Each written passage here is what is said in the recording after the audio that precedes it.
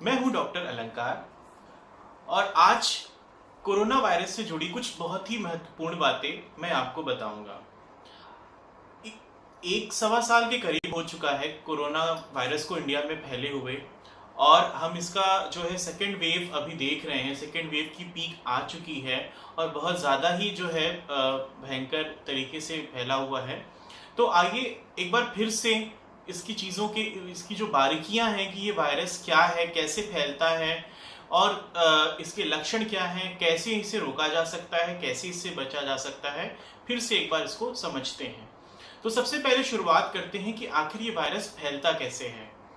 Virus जो है अपने आप में एक निर्जीव चीज है, एक प्रोटीन पार्टिकल है जो खुद से कुछ नहीं कर सकता है, लेकिन जैसे ही वो किसी इंसान के या जानवर के शरीर में जाता है, वो उसके सेल यानी कोशिका के अंदर चला जाता है और उसका हिस्सा बन जाता है। तो जैसे जैसे वो सेल रेप्लिकेट करेगी, वो डिवाइड करेगी, वैसे वैसे वायरस भी डिवाइड करता जाता है और उस सेल के अंदर वायरस अपने नंबर्स खूब सारे बढ़ा लेता है और इस तरीके से वो बीमारी फिर फैलाता है। तो ये कोरोना वायरस कैसे फैलता है पहले तो ये जानते हैं।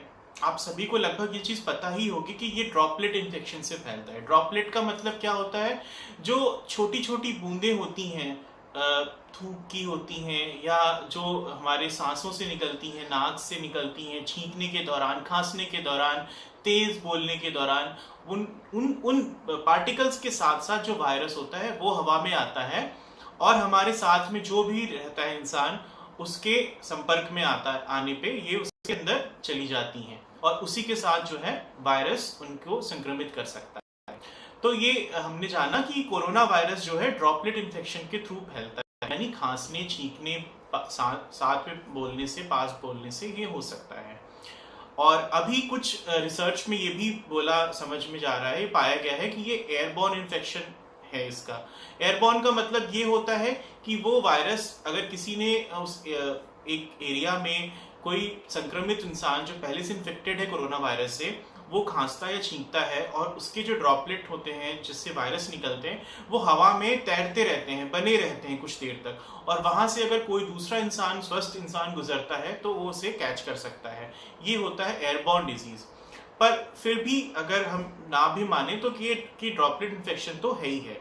इसीलिए हम कहते हैं कि 2 गज दूरी, मतलब 6 फीट की डिस्टेंस बना के किसी से भी मिलिए, क्योंकि इसका जो एक एरिया है ये 6 फीट से ज्यादा जहां तक कहते हैं कि नहीं जा सकता अगर कोई भी इंसान छींकता है या खांसता है या बोलता है। तो ये इसके फैलने का हुआ है, कैसे ये वायरस स्प्रेड होता है एक दूसरे से। अब हम इसके आते हैं कि इस वायरस का जो टाइम पीरियड है, जो इसके टाइम कोर्स है, डिजीज कोर्स है, वो क्या है। तो सबसे पहले हम आते हैं इंक्यूबेशन पीरियड पे।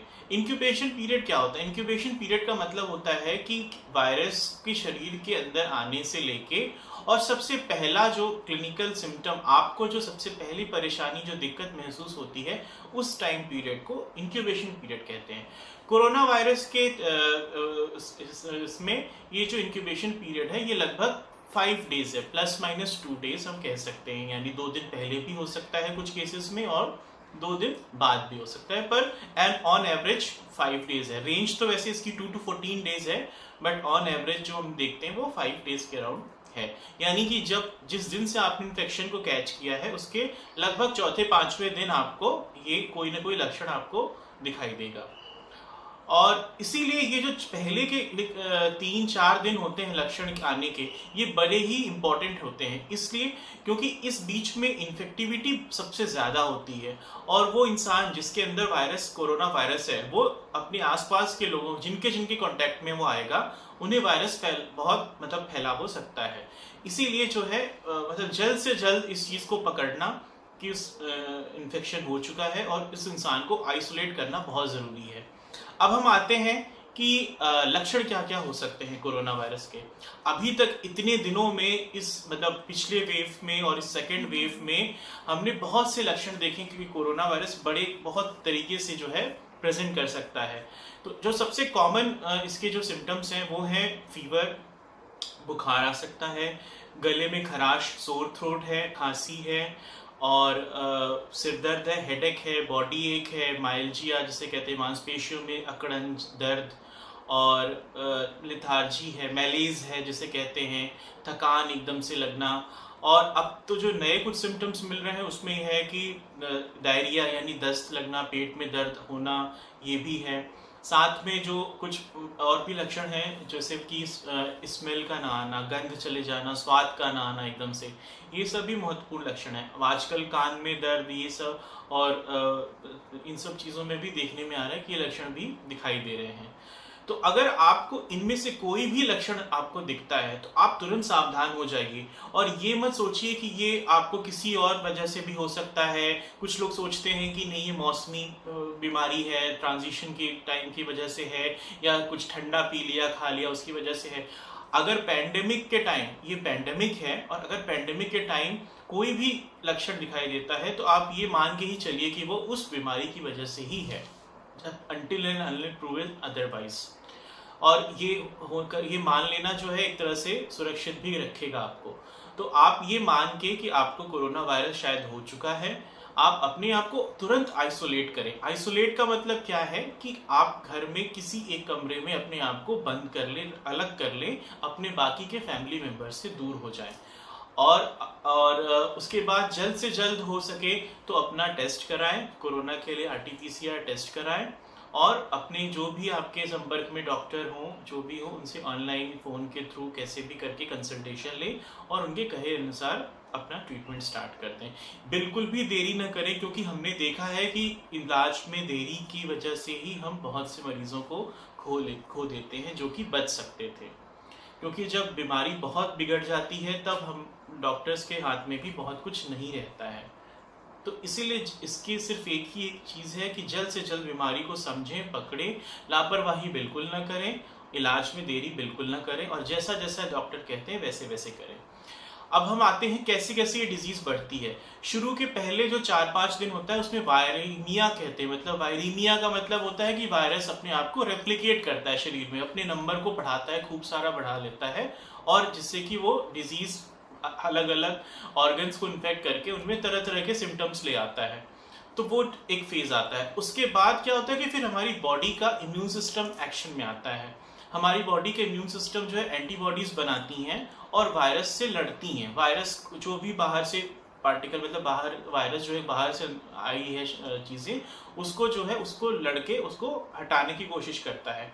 और इस लड़ाई के चक्कर में बहुत सारे जो हैं कई सब्सटेंसेस हमारी बॉडी में बनते हैं जिनको हम साइटोकाइंस कहते हैं। इन साइटोकाइंस के बनने से ही जो है हमें ये सारे लक्षण दिखाई देते हैं, जैसे कि फीवर, जो कि टेम्परेचर बढ़ जाता है, और अगर कोई दिक्कत आती है हमें लेने में, जैसे अगर पेट को अगर इन्फेक्ट करता है तो हमें डायरिया हो जाती है, या बॉडी में पेन होता है, इन्फेक्शन होता है। दूसरी चीज़ है स्वाद और गंध क्यों जाते हैं। स्वाद और गंध इसलिए जाते हैं कि जब वायरस हमारे नेजल एरिया में जो है, नाक के अंदर जो नेजोफेरिंक्स से वहाँ पे जाता है, वहीं से ब्रेन से कनेक्शन होते हैं, जो नर्व्स आते हैं वो गंध मतलब स्मेल को और टेस्ट और स्मेल को, इन सब को ले जाते हैं। तो वायरस उन रिसेप्टर्स को ऑक्युपाई कर लेता है, इसकी वजह से स्मेल और टेस्ट चले जाते हैं हमारे। अब ये लक्षण आते हैं। अब क्या होता है कि 20% लोगों में जो हो ये सीरियस कॉम्प्लिकेशंस की तरफ भी जा सकता है ये कोर्स।